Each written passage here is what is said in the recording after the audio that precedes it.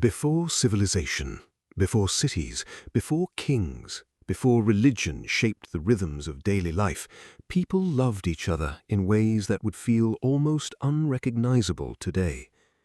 Imagine waking up in a world with no weddings, no legal spouses, no family names, no expectation that one person would belong exclusively to another forever. For most of human existence, there was no such thing as marriage, and according to many anthropologists, the way our ancestors formed bonds may have been far more flexible, communal, and deeply social than anything the modern world ever taught us. Today, marriage feels ancient, inevitable. Most of us grow up believing it is a natural extension of human biology, something that has always existed in roughly the same form since the beginning. But history tells a far more complicated story. The idea of lifelong romantic partnership tied to legal contracts, inheritance rights, exclusivity, and the nuclear family is surprisingly recent when measured against the vast timeline of human evolution. And when researchers began studying hunter-gatherer societies, ancient burial records, and the earliest agricultural civilizations, what they found was remarkable. Human relationships have never been fixed. They have always evolved alongside economics, survival, and the shifting demands of each new world.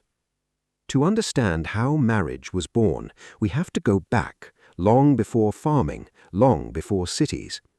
For hundreds of thousands of years, humans survived in small nomadic bands. Everything depended on cooperation. Food was shared, childcare was shared, survival itself was a collective project. In many of these early societies, children weren't raised only by their biological parents. Grandparents, siblings, aunts, uncles, neighbors, everyone participated. Anthropologists call this alloparenting, and it may be one of the key reasons human children survived at all, given how unusually long and vulnerable our early years are compared to virtually every other species on the planet. Relationships inside these groups were often deeply social, not organized around private households or exclusive possession. Researchers studying indigenous communities across South America, Africa, and Oceania discovered relationship structures that challenge almost every modern assumption. Some groups practiced shared parenting. Others held a belief that multiple men could contribute spiritually, even biologically, to the creation of a child. Researchers call this partable paternity. In these societies, bonds between people were shaped by community cohesion, not legal ownership. This wasn't a paradise. Jealousy existed, conflict existed. Human beings have always been complex, emotional, sometimes volatile social animals. But in small communities, where survival depended on cooperation, not accumulation, the social stakes were simply different. There were no vast estates to protect, no dynasties to preserve, no bloodlines requiring careful management. Then, around 12,000 years ago, everything changed. Humans discovered farming. For the first time in history, people could produce more food than they immediately needed. Surpluses created permanent settlements. Settlements became villages. Villages became cities. And suddenly, land, livestock, stored grain, and inherited wealth became the foundations of power. This transformed human relationships at their very core. When property became central to survival and power, lineage became critical. Families needed systems for determining who inherited what, who controlled whom, and whose children were legitimate heirs. Across ancient Mesopotamia, Egypt, Greece, China, and Rome, marriage gradually evolved into something far removed from romance. It was a social institution built around economics, kinship networks, and political alliance. Love certainly existed, but it was rarely considered the foundation of marriage itself. That was a luxury few societies could afford. Over centuries, marriage became inseparable from religion, law, and state authority. The rules varied wildly across cultures and eras. Some civilizations permitted polygamy, others enforced strict monogamy.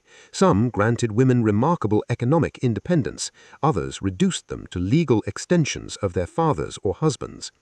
There was never one universal model. Marriage was always a system, and like all systems, it adapted to serve whoever held power. Then came the modern world. For most of human history, marriage was held together by necessity. Leaving was meant poverty, social exile, or worse. Economic survival was inseparable from family structure, but industrialization, urbanization, and modern technology broke that equation. Over the last 2 centuries, and accelerating rapidly in the last few decades, individuals in many parts of the world gained something extraordinary: the genuine freedom to choose a partner based on emotional compatibility rather than economic survival alone. Women entered the workforce in historic numbers, divorce became legally accessible, social mobility loosened the grip of family obligation, and with that freedom came something no previous generation had been asked to carry: the expectation that one person must fulfill everything all at once. Today, millions of people expect a single partner to serve as their closest friend, greatest passion, co-parent, financial collaborator, emotional anchor, and primary source of personal meaning all at once. Roles that were once distributed across entire communities, across extended families, across villages, are now collapsed into a single relationship. Anthropologists and psychologists increasingly argue that this may be the heaviest burden ever placed on a human bond. Yet, human relationships are still evolving.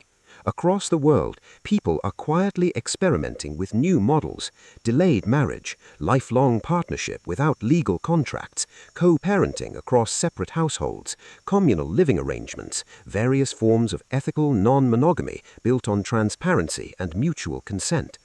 None of these are entirely new. In many ways, they echo patterns that existed long before civilization drew its first boundary lines.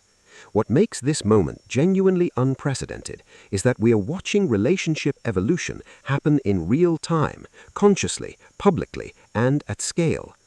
The economic pressures that once held traditional marriage in place have weakened, but no single universal alternative has emerged to replace them. For the first time in history, millions of people have the freedom and the burden of asking questions humans rarely had the liberty to ask before. What is marriage actually for? Is it about love, stability, children, social recognition, personal fulfillment, economic partnership? Can one institution, one relationship, realistically provide all of those things at once? The deeper anthropologists study human history, the clearer one truth becomes: there has never been a single, natural way for humans to love. There has never been one eternal model of partnership, unchanged across time. Human relationships have always been adaptive, shaped by environment, by survival pressure, by culture, by technology, and by the values each generation chooses to carry forward. The story of marriage is not the story of one ancient tradition. It is the story of humanity, generation after generation, reinventing intimacy to fit the world it finds itself in. And as our world continues to change faster than ever before, the next chapter of that story may already be beginning.